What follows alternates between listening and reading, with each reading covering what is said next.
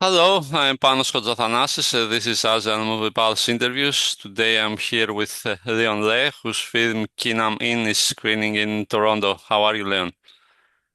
I'm good. How are you doing? I'm good, I'm good. So tell me a bit, what was the inspiration about this film and why did you decide to shoot the story in post-war Saigon in the 80s? Haha.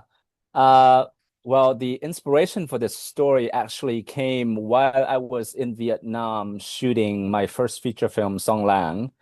Um, so in I think that was 2016 or 17, 16, I rented an apartment in this very old apartment complex in Saigon to work on my first feature. And lived right beneath my unit is this lady who probably in her mid 50, and she runs a little business cooking and delivering food to customers monthly. Hmm. And what's interesting about her is she would get into fights with neighbors almost daily, just screaming at people. And one of the most interesting thing is she would basically vandalizing the walls, writing things on the community walls on the stairway with her frustration.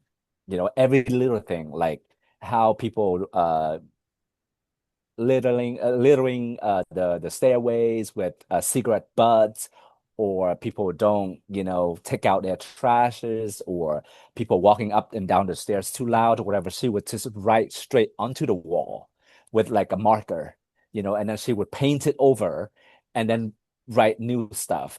And so if you look closely, there will be many layers of paint, and underneath you can see different layers of stuff that she wrote over the years. Like literally, it's covered the entire wall if you look closely.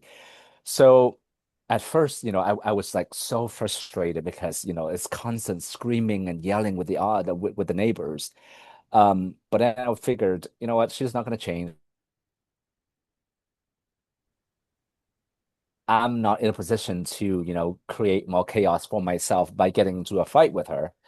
So I thought, you know what, if I want to continue staying here, I just need to change my perspective, how I look about this situation. And so I was like, you know what?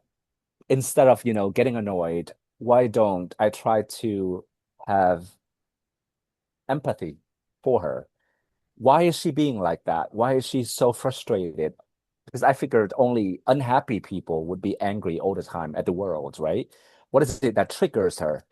And so, like that's when the storyteller in me, the filmmaker in me starting to make up all of this story just so I can, put myself in a different mindset to deal with the situation.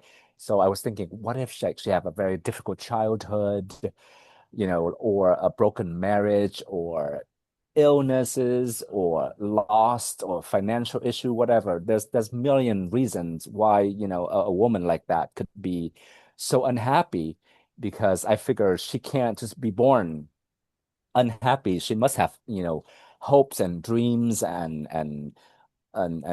wants and needs for a good life, for a happy life.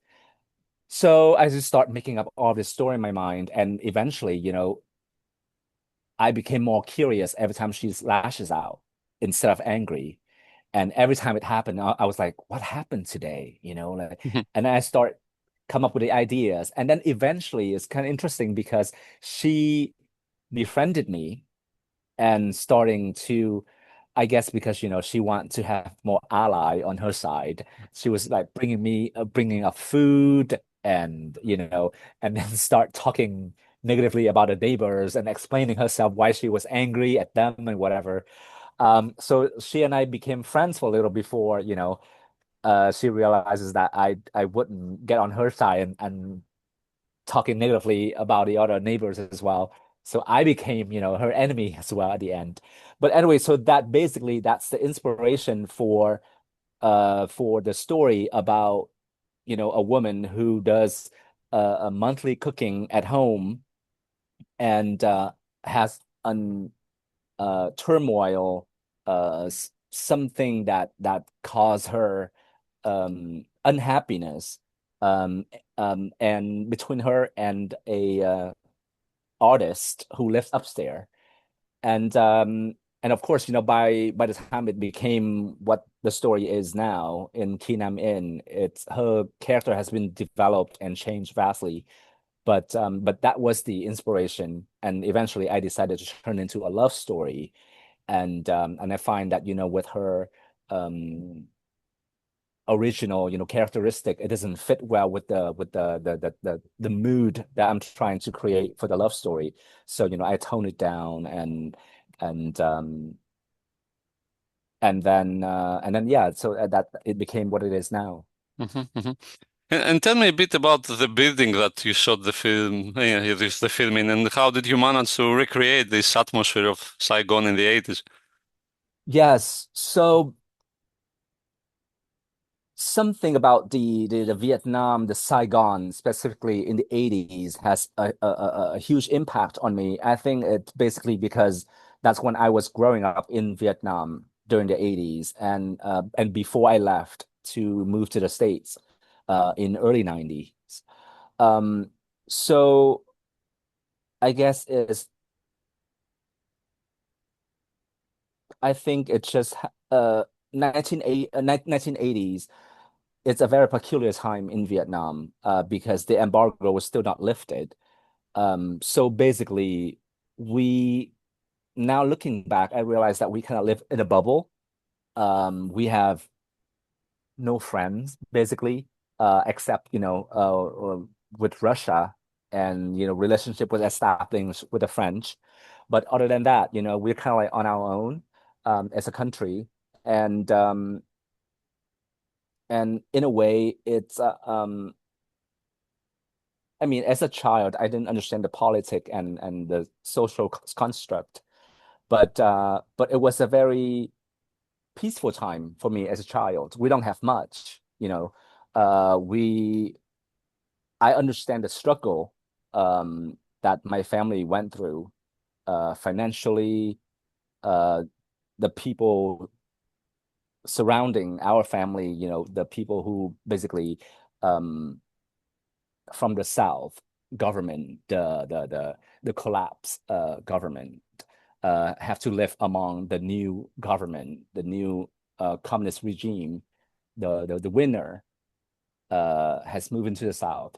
So I had some kind of understanding of that because, hearing it from my parents, and there were a lot of my uh, uncles were ended up in the labor camps. And I see them, every few years, I see a new uncle being returned from the camp, and hearing and seeing my mom uh, every 2 or 3 months would have to travel up north to visit them. And so I have some understanding of what's going on. But yeah, it's just a period that really leave a lot of impact on me, and especially now with the Saigon now, it just doesn't give me any inspiration. The city has changed a lot, but it lost its whatever it is. It doesn't feel very attractive to me. Um, so I tend to being pulled back into the old Saigon, which is there's not much left of it. And that is why with Song Lang and with Kinam as well, we had to go to a very specific district of the city, which is District 5, basically is Chinatown. And that's the area where it's still very much somewhat intact in terms of how the district looks, um, in order to recreate the Saigon in the 80s, because the rest of the city is very well developed, and old building has been demolished, and all that. And I think that's also why it's contributing into the look of the film, that a lot of people think that, oh, it looks very Wonka Wai, Hmm. or because that's how the the city and at least also the Chinatown area. That's how it looks. It just happened to look like Hong Kong or um so with like saturated walls and peeling panes and moldy stairways. That's it's very much like it's Southeast Asia, right? Yeah. So it's happened to look like Wong Kar-wai film, but it has nothing to do with me trying to uh, um, emulate Wong Kar-wai's style. If people actually, I think with In the Mood for Love, Wong Kar-wai actually shot half or most of it in Thailand. It's not even in Hong Kong. So that's to show that Southeast Asia, it just had the same, basically same look if you trying to go into those area. But yeah, but to me, it's just more besides the fact that I love Vietnam in the 80s, I have it has a soft spot in my heart for it. I just think it's more photogenic than Saigon nowadays. Mhm, mhm, Which is, like it's just to me, it's just so ugly. It doesn't look modern enough uh and yet it's lost its charm of the old Saigon, which is like during the French era and the American era, the architecture wise. Um, so I just don't find it inspiring, and mhm, that's why I usually pick the stories that takes place in the 80s and before that. mhm, mhm. Okay, and you shot on 35 millimeter. Why did you choose that, and how difficult was it shooting in film? Uh, Actually, with my first feature, I've always wanted to shoot on films. We wanted to shoot Song Lang in 16, but my producer back then they were too concerned about the cost as well as the risk factor, since there is no uh all of the de developing houses in Thailand and Hong Kong is already shut down at the time. So we would have to figure out a way to send a film to America to develop, and that's going to be too costly and too risky. You don't know when you're going to get, it would take at least a week or two to get your films scanned and see the footage and such. So my request was denied. Um, so with this project, I decided to produce myself, so I can make all of those decisions, and we decided to go for 35 just because I think it's nothing can replace film. There is a reason why people try to make things look as much as film as possible. Because a film it just had this soulful look, even with like on film, even mistakes looks good. There just has the depth, the soul that I don't know how to explain it. It's just beautiful, and it adds so much to the story, and especially a story like Kinam, it just adds much more depth to the period, the city, the story. It's like another character. Um, Difficulty, of course, we knew right from the beginning the most difficult thing is going to be developing the film. Um, which we didn't realize, like besides that there's so much more obstacle that we have to overcome. First of all, we could not get our cameras equipment from Panavision into the country, because even though we got our deal with Panavision and everything was set, but came to the end, we have to drop that plan because no insurance house would would be willing to sell to Vietnam. So we try Australia, Panavision, an insurance company. They said no. We try LA. They say no. The only the nearest location they're willing to sell it to was Thailand. So for a little short time, we were thinking about like, what if we shoot the film in Thailand, so we can use the equipment because in Thailand, they have some area that looks kind of like Vietnam as well. They shot Sympathizer in Thailand and a bunch of other films shot in Thailand in the place of Saigon. But then I figured, it's a movie about Vietnam. Saigon is another character, and it kind of loses value. if I don't shoot it in Vietnam. And it's like, well, it's gonna look like Vietnam is Thailand. So I was like, no, it has to be in Vietnam. So we decided to purchase our own cameras and whatever equipment, lens and tripods and whatever that was necessary.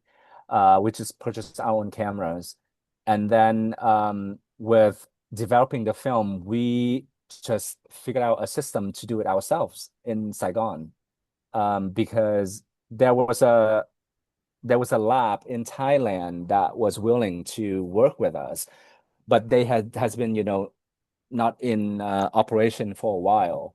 So it costs us a lot more to restart the process for them in terms of like chemical and machine and have to keep things running and just for us. Also, to ship the film there, it was kind of risky. It makes me nervous in terms of the whole process of shipping the film through Vietnam custom. I'm not sure how safe it would be in terms of like what if they just run the film through the scan, the X-ray machine, um, and then we won't know a week later that the film came out blank, and we're not going to be able to know like is it the camera that was that was the mistake when we were shooting it, or is it the X-ray, or is it the lab? Like all of those risks, um, I was just like not willing to deal with. So we figured out a system. We collaborate with a local photography lab, who like is the only one in Saigon or in Vietnam. They were still developing films for, like photographers. So they only do like small 35 shot um, rolls. And so we just commissioned them, built a bigger tank, and then we do a lot of tests, and then we just like let's give it a shot. And through a lot of trial and errors, we just ended up developing the whole entire film ourselves in locally. And then we built our own scanner No. because we did not have the budget to buy a $35,000 scanner. So my DP, Bob, who was also my DP in with Song Lang, he's like, let's just build it ourselves. We can build it for 10,000. And so they just got together, him and his team, they just figured it out and they built it for $10,000. And we just have our, local built scanner. Okay. Maybe you can sell it now or rent it, right? Make some money out Yeah, of it. exactly. Or just keep it, we're like, let's keep it, put it in the glass box. One day it's gonna worth millions if we became famous. Yeah, yeah. Okay, okay. And you also in Song Lang, but in this film, you like subtlety, both like Yes. the romantic relationship in the center of the Mm, film, but also the political and social comments that you make are subtle. So I'm wondering, why is mm. this approach? Is this a necessity, like due to censorship, or just something you prefer doing? In terms of the political elements, I think it both came out of necessity, in terms of censorship. Also, I just think the censorship actually became a good thing. It's inspired me to able to tell the story with all of these hidden messages and ideas uh in a subtle way, because I can't afford to just bluntly say things out loud. And which is became like a good thing. It trained my brain to figure out a way how I can deliver this idea. How can this message came across without being, heavy-handed and slap people in the face. It was like, this is what it means. Um, and I guess it now it became like something that I prefer. I think it's more interesting to make people have to do a little homework as they were watching it. A lot of people think that like foreign viewers, foreign audience is gonna have a harder time to figure it out. But but and of course, Vietnamese people, they're going to pick up all of the subtlety much easier, because they understand the language. Because I'm sure there's a lot of loss in translation with the subtitle as well. But my main thing is my film is it's still uh Vietnamese audience is still most important. Like it has to feel authentic to the Vietnamese audience. I don't want to change the film or morph the film to the foreign audience, to the Western audience, and then it become inauthentic for the Vietnamese. Um, so I'm willing to take that risk that the foreign audience can miss some clues here or there, and because I'm not willing to over explain it, because with the Vietnamese audience, it would look odd if I over explain it. Hmm. For instance, if Ki Nam, the scene where she was talking about they were making the pork floss, the chả bông in Vietnamese, uh shredded pork, and the little boy was accidentally mentioned that, oh, you know what, this is the her go-to dish every time she go to visit the labor camp. With that, we kind of like have to, the word labor camp was not in a Vietnamese dialogue, but we have to put that in there, the subtitle, to make the audience, to for Western audience to understand the context. But in Vietnamese, they just like uh basically it means she every time she go and bring food to her husband. With the Vietnamese audience, they understand exactly what it means. It means that her husband was in the re-education camp, right? So little things like that.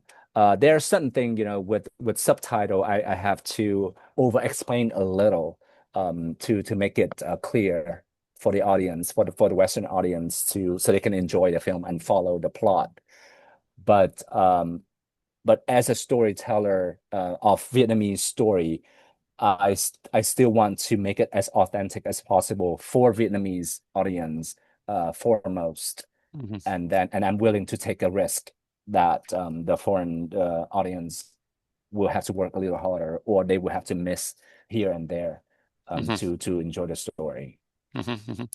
And the whole concept of the little prince in the film, for me, kind of says something about the cultural influence of France in Vietnam at the time. But I was wondering, what is your opinion about that influence and if it's still there nowadays? Uh, Definitely the one of the main reasons that we decided to choose Little Prince, besides the fact that it was a very uh famous book of my parents' generation, who was all French educated. Basically, they with my parents' generation, most of them speaks better French than Vietnamese. Um, so uh, this was, Little Prince, and what's the other book that mentioned in the film, The Adulterous Woman, Hmm. and another book, Nobody's Boy, or the little boy mentioned Nobody's Boy. Those are basically books that they were required to read in school in Vietnam during, the French era, when the French was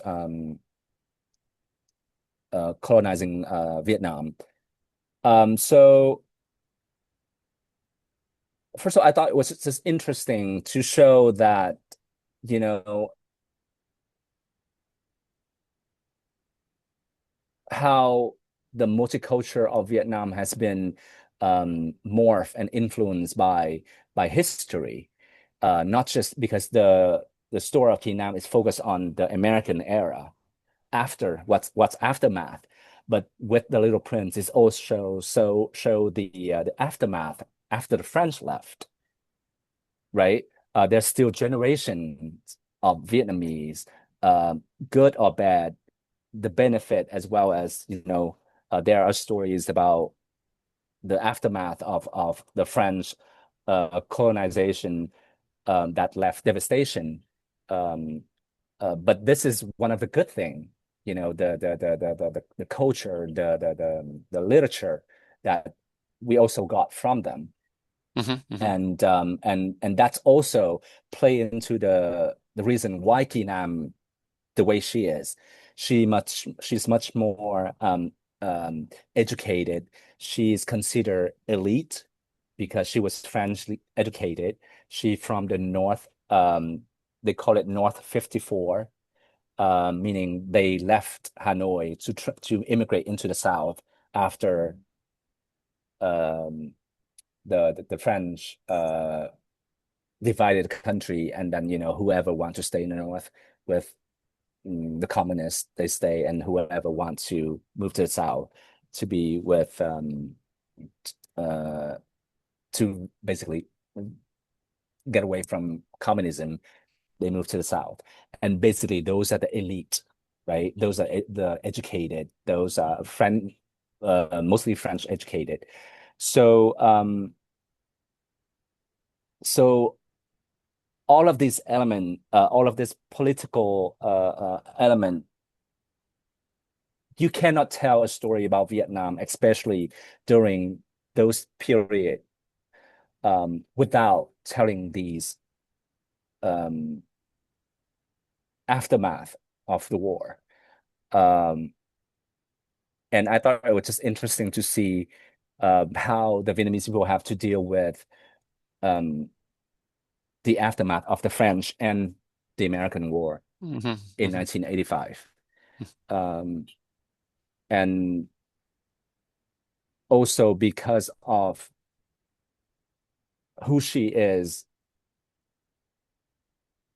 that related to, her French education, she is now being discriminated against, Hmm. or she also discriminate the new 1975 Vietnamese Hmm. from the North. So not only, um, you know, beside everything else that included in the aftermath of the colonization, it also divided the Vietnamese people themselves as Hmm. well. Hmm. Even though the French is no longer there, the Vietnamese, the American is no longer there, and yet now this little group of people of Vietnam, they're still being divided themselves because of what happened by this two group of stranger that were here before them. Hmm. So I thought that was interesting to remind the little print is the one way to remind the presence of those you know colonizer that was there Hmm. Hmm. and what they left behind. Hmm. And does this the difference between the North and the South, does it still exist? Do people don't like each other, the one that used to be in the North and one with the South? I mean, too many years, In but yeah. Very interesting that you should ask because right now, with the last couple of days, people are preparing to celebrate the Independence Day, um, September 2nd. Um, and in the North, they are preparing for this huge celebration. And you can see on TikTok, there are videos of um, the uh, the Northerner are on the street watching this parade rehearsal and the chaos that the people like how they behave or whatever. And on the comments you can see people the South and the North starting to call each other's names, right? It's Hmm. like you can see the all comments like, see, you Northerner like this, you Northerner like that, and and then the North will be like, well, yes, we are like this, but we deliberated the South. So it's astonishing because this year is a very big year for Vietnam. It's the 50 years anniversary of unification. So the theme for Vietnam this year is North and South united, Hmm. unification.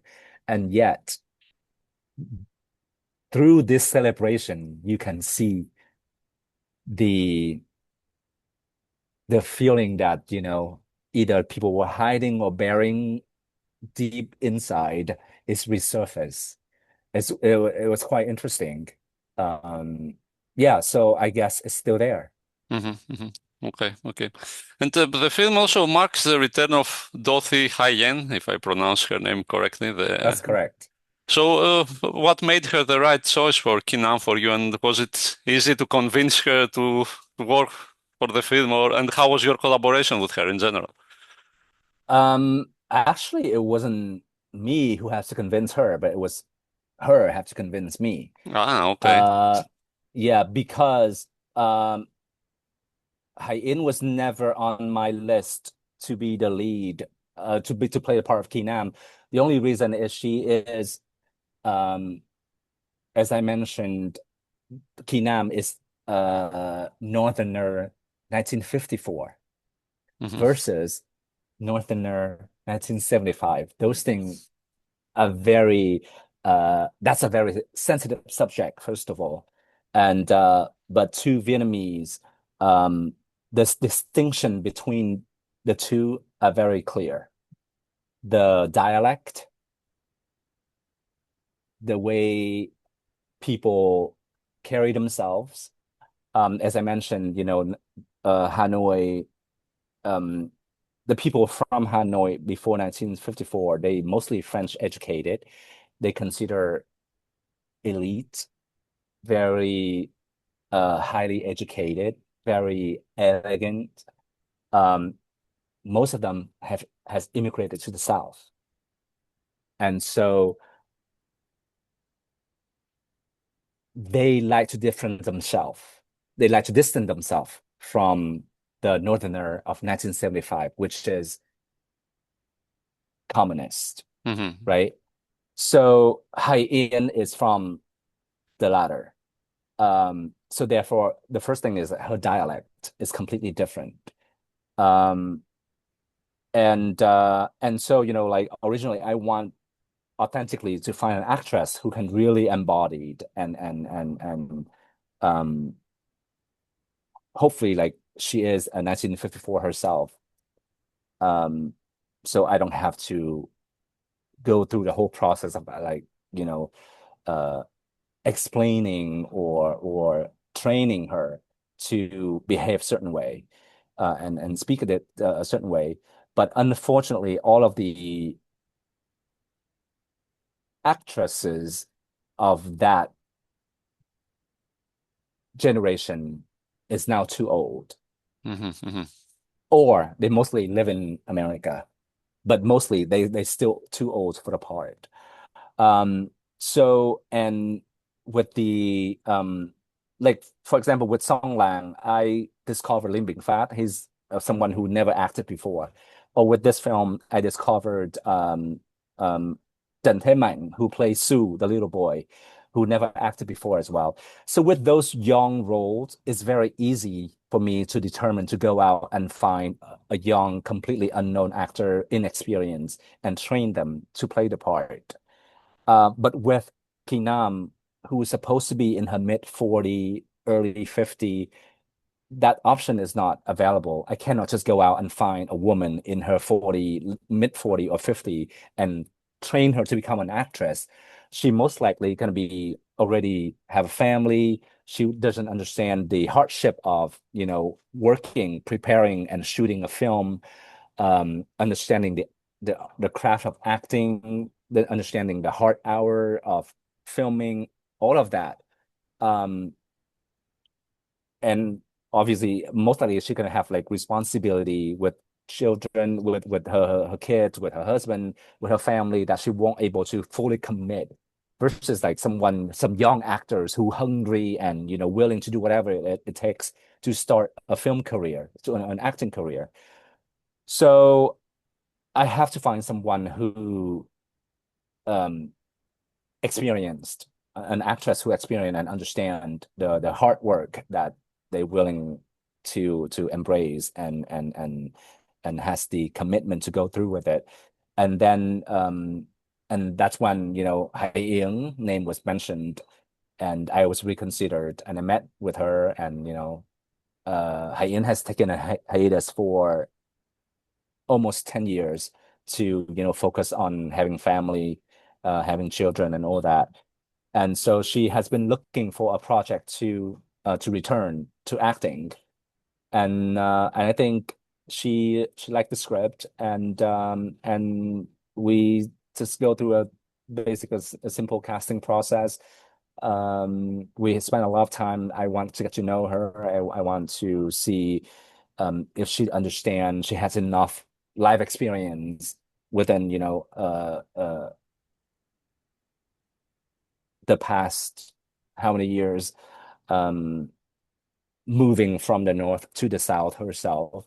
If she understand different, it was a sensitive subject, but I had to bring it up. Like, do you understand the difference between yourself and the Hanoi people who moved in 1954 before you? Do you understand why you guys being discriminated against each other?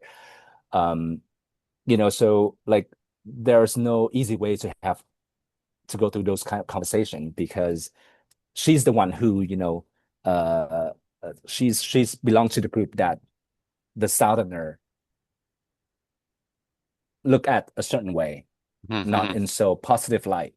But I have to have that conversation. Like you have to portray the other group.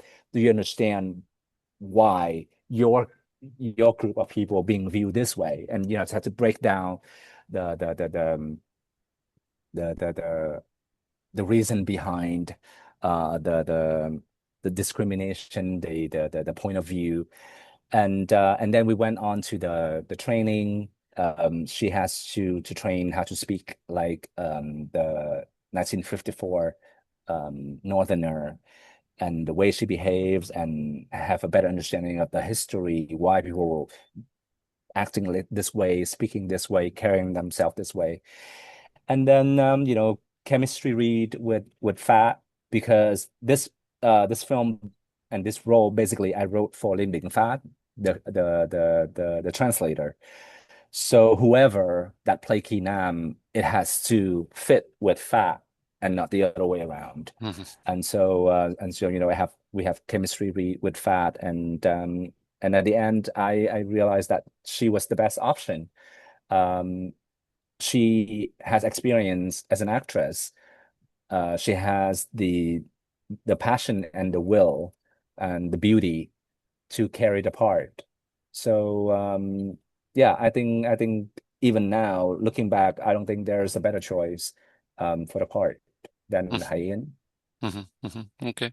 And tell me a bit about your cooperation with Anton That about the music of the film.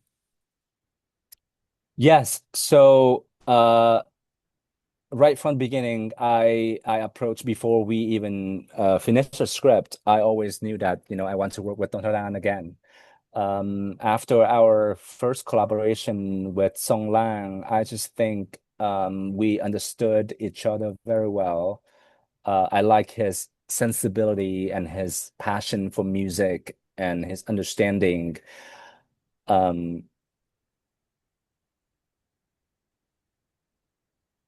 of how to keep his style and his voice with the music, but at the same time, he is not easily offended and or too sensitive when I'm like, well, I want this to feel and hear a different way, and he's very open to try to learn, and also we both understand that with Song Lang as well as with Kinam, we don't want big sounds. We don't want orchestration, 100 piece.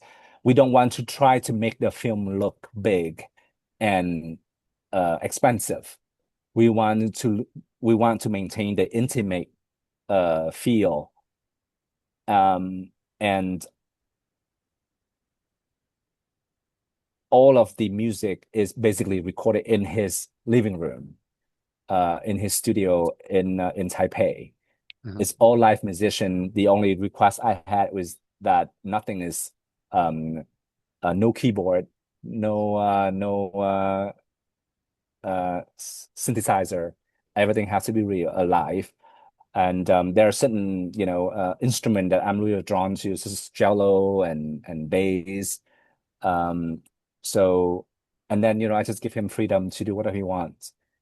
And then if he, stray a little bit off from what I was looking for, then, we just have conversation about it. And then he he able to pull back and follow my direction. So yeah, so I love it. And I like to be loyalty to the people that I work with, So I like to create opportunities as well as for myself to work with the people that I enjoy working with. So I don't see that is a necessity to change things up Mm. just for same thing with Bob. And basically I think 80% of the crew is the same that was working on Songlang with me. Hmm.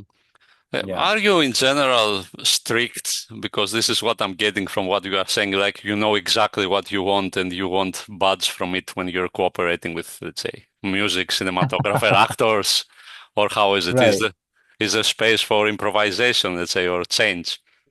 right. I mean, there's always space for improvisation, and like I want them to have their own voice. Like with Don Tadan, I never give him sample music. Like I want it to sound like this. Never. I try. I want to respect their creativity and have them bring their own thing to the table. Um, but like everything has to fit into one. Sometime what they think is fit for the piece might not be what I have in mind. And so basically my job is to guide them if it's a little stray apart. Like, no, no, no, you're getting too creative. Let's focus on this because like as all artists is the same, they want to be distinctive and have their own voice, and but sometimes that voice might be a little too loud that overshadow the piece maybe. So as a job, it's my job to make sure that the whole experience is one and nothing stand out. um, uh, we shouldn't notice the music during a scene, or we shouldn't like, oh, that's a beautiful shot, the dolly, the crane, or whatever, but it's so out of place. Sometimes, it's the shot should to be just simple, not some fancy movement to the shot. Like the focus is on something else. And so basically everything has to serve the story, and it still has to be one um vision. And I'm responsible for that. So yeah, but I always wanted people to have the freedom to create and improvise. Hmm. Okay, okay. And last question, I guess, what are you working after this? You mentioned you are producing now, so. Yes. So we opened two productions company now in Saigon, Hay Films and UFO, and they both co-producing Kinam. And I start, taking on little small projects here and there for friends and stuff, to to get my little producer brain at work a little bit. But after this, right now my mind is just focusing on the theatrical release for Ginam. I wanted to have the best release possible. Um, Hopefully, it will be a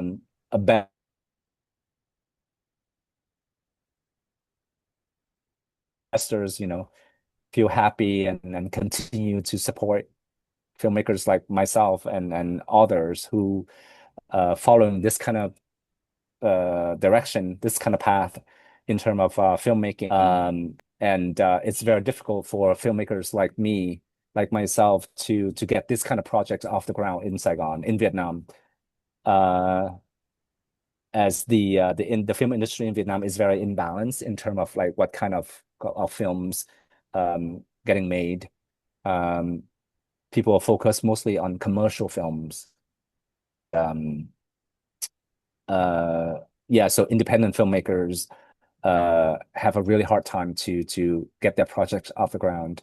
So if films like this, and this is not some, highbrow artsy film. Basically, it's just to me, it's not. I wouldn't even consider it an art film. It's just a drama, right? But in Vietnam, this film easily being put into the art film category, which is very dangerous because Vietnamese audience, they kind of like have certain kind of prejudice against the term art film. They Mm. think it's going to be like, oh, you go to festival, you win a few awards, but it's very difficult to watch. It has no story. It's very abstract. It's 4 hours long with very slow, no story. So being labeled art film is very dangerous because people will immediately like, we don't want to go. We prefer to go to see a remake, a comedy, or horror films. Those are still dominating the box office in Vietnam. So with a film like this, if people, if the audience give it a chance, and we make decent box office return, hopefully it's going to give the investors more, courage to support projects like this in the future, which, I think the Vietnamese film industry, they desperately need, if it wants to continue to grow, um, and and has like a long lasting um presence Hmm. in the Vietnamese market, as well as, want to reach out to the world, reach out internationally. Hmm. Okay. Okay. Well, I guess that's it. Thank you very much for your time. Thank you. Good luck with the premiere and the opening in Vietnam. Thank you. Thank you. I'll keep you updated. Please do. Okay. Have a nice day. All Okay. right. Bye. Bye-bye.